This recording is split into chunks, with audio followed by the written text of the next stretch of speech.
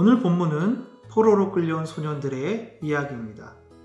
바벨론은 이 소년들에게 여러 학문들을 가르칩니다. 그리고 바벨론을 훌륭한 인재로 등용시키기 위해서 역사적인 준비를 시킵니다. 그런 인재들을 위해서 먹는 것도 잘 먹여야 했습니다.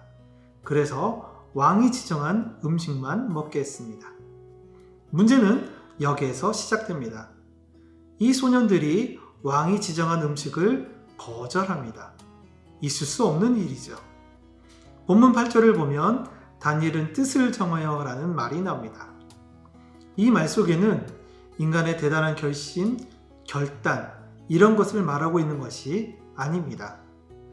우리는 다니엘이 뜻을 정하여 왕의 진미를 거절했다라는 내용만 놓고 인간의 대단한 인지적인 결심과 결단을 강조할 수 있습니다. 그것은 인간의 본질적인 죄의 문제까지 염두에 두지 않는 단순한 이야기에 지나지 않습니다. 바보는 결심만 한다 라는 책도 있습니다. 그리고 작심삼일이라는 말도 있습니다. 여러분, 하루에 한 번씩 실패할지라도 다시 결심을 하십시오. 그것이 바로 겸손입니다. 그러면 사람은 왜 결심을 할까요? 첫 번째로 약해서입니다. 센 사람은요, 절대로 결단하지 않습니다. 그냥 하면 됩니다. 우리는 약하니까 결단하고 결심을 하는 것입니다.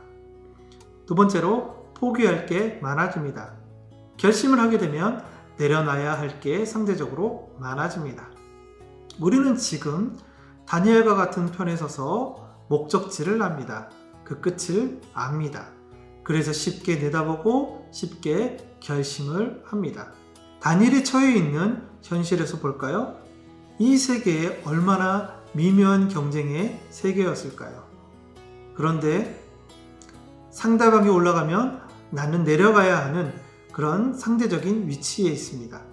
바로 살벌한 궁궐의 세계입니다. 얼마나 눈치와 신경전과 미묘한 경쟁전이 있었을까요? 그런데 다니엘이 뜻을 정했다는 것은 많은 것을 포기하고 내려놨다는 이야기입니다. 더 좋은 가치를 위해서 그것보다 덜한 가치를 내려놨다는 것입니다. 2021년 여러분들은 무엇을 정하셨습니까? 그럼 그것을 위해서 과연 어떤 것들을 포기하시겠습니까? 만약 포기하는 게 없다면 우리는 뜻을 정한 것이 아닙니다. 우리는 지금 목적지를 아니까 결정과 결단을 할 수 있습니다. 그것을 현실에서 보자는 것이죠. 누구의 현실에서요? 다니엘의 현실에서 보자는 것입니다. 얼마나 두려운 마음으로 내려놔야 할 것이 많았을까요? 궁궐에는요, 고르고 뽑힌 사람들만 들어와 있었습니다. 똑똑하지 못한 사람들은 들어오지도 못했습니다. 전부 학문 분야에서 난다 긴다는 사람들만 뽑힌 그런 사람들입니다. 그곳에 왕의 진미를 거절한다는 것은 엄청난 많은 것들을 포기해야 한다는 이야기가 됩니다.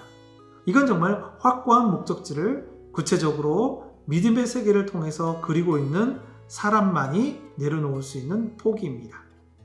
우리는 쉽게 말하기 좋으니까, 듣는 입장에서 그것이 더 듣기 좋으니까 비전과 소망과 목적을 바라보고 다니엘은 뜻을 정했다.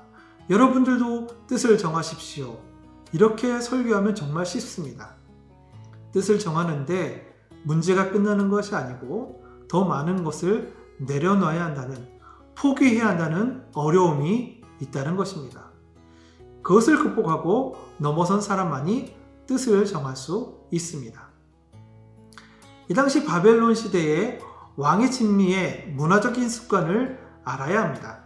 왕의 진미는 그들이 섬기던 신의 제단에 바쳐졌던 음식으로 차려지도록 되어 있습니다. 그래서 다니엘이 왕의 진미를 거절한 것입니다. 무슨 부귀영화를 누려보겠다고 왕의 진미를 거절했겠습니까? 거기에는 신앙의 문제가 걸린 것입니다. 그래서 그는 뜻을 정하지 않을 수 없었습니다.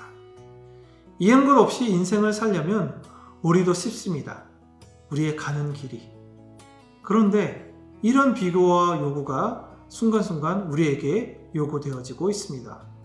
이것을 잡는 것, 인생의 과제이지만 그 이면에 더 많은 것을 내려놔야 한다는 또 다른 이야기입니다. 이게 쉬울까요? 우리의 일상에도 이 갈등은 계속됩니다. 그래서 우리는 뜻을 정하는 데만 초점을 맞춰서는 안 되고 그 정한 길에 무슨 대가를 치러야 할 것인가 그것을 생각해야 합니다. 그래서 우리는 뜻을 정하는 데만 초점을 맞춰서는 안 되고 그 정한 길에 무슨 대가를 지불해야 하는가를 생각해야 합니다. 신앙이 어떠한 형태이든지 뜻을 정한다는 것은 굉장히 유익합니다. 그러려면 포기해야 하는 영역이 생길 수밖에 없습니다. 누가 그 일을 할 수 있을까요?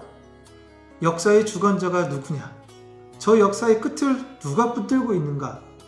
이 그림이 구체적으로 그려진 사람만이 그 결단을 할 수 있습니다.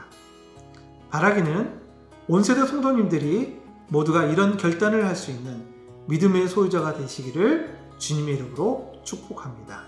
아멘.